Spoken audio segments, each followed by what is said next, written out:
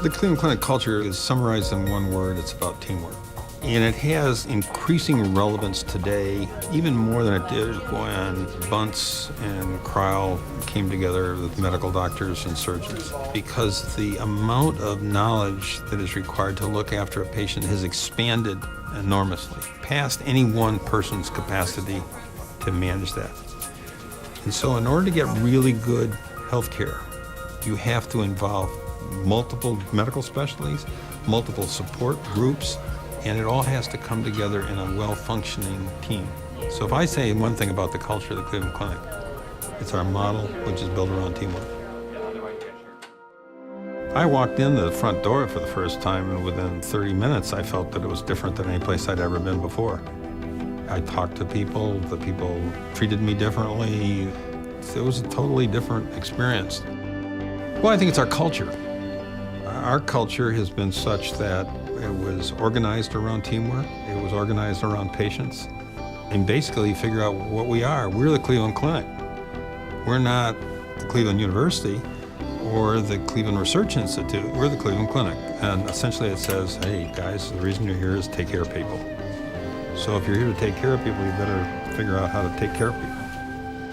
I had an interesting revelation. I was at the Harvard Business School, and they were doing a case study on the Cleveland Clinic. And they had about 100 students, and a girl in the second row raised her hand and says, Dr. Cosgrove, my father had mitral valve disease, and we know that you're one of the experts in the country at operating on mitral valves. And we decided not to come to you. We went to the Mayo Clinic. Dr. Cosgrove, we heard you don't have empathy. Dr. Cosgrove, do you teach empathy? I was speechless, absolutely speechless. And it caused me to reflect on what had happened to me over the course of my career. When I was a resident, we used to lose about 20% of our patients. So I got to hate death. Death was the enemy. And I spent all my time concentrating on the technology would reduce the mortality of cardiac surgery. And over time, I had forgotten that there was a patient that surrounded that. Now, it used to be if a patient survived, they were incredibly thankful. They thought God had kissed them. Currently, people expect to survive, but they also expect someone who is going to be there with them to help them through a traumatic experience. And I wasn't that person anymore.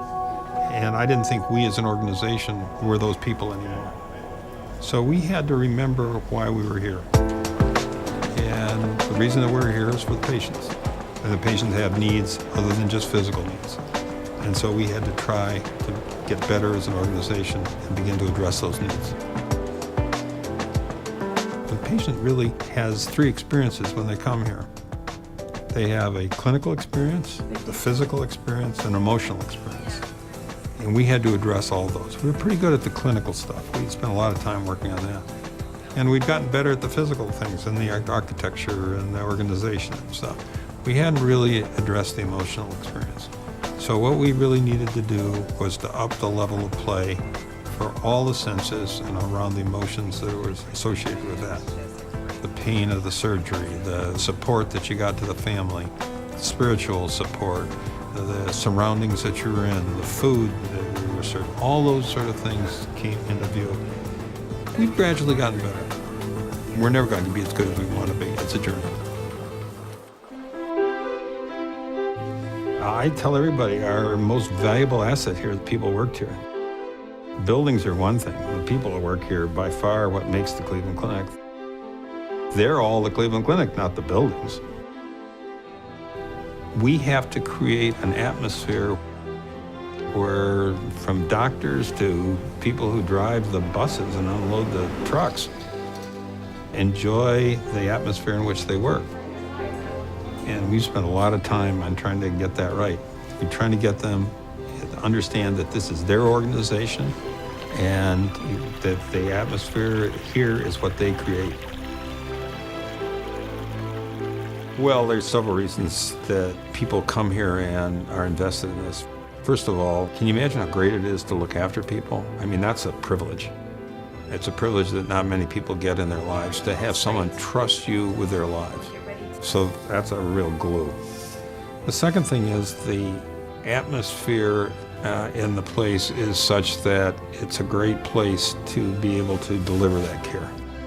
That's my responsibility now, is to create the atmosphere and the culture to allow people to deliver that great care.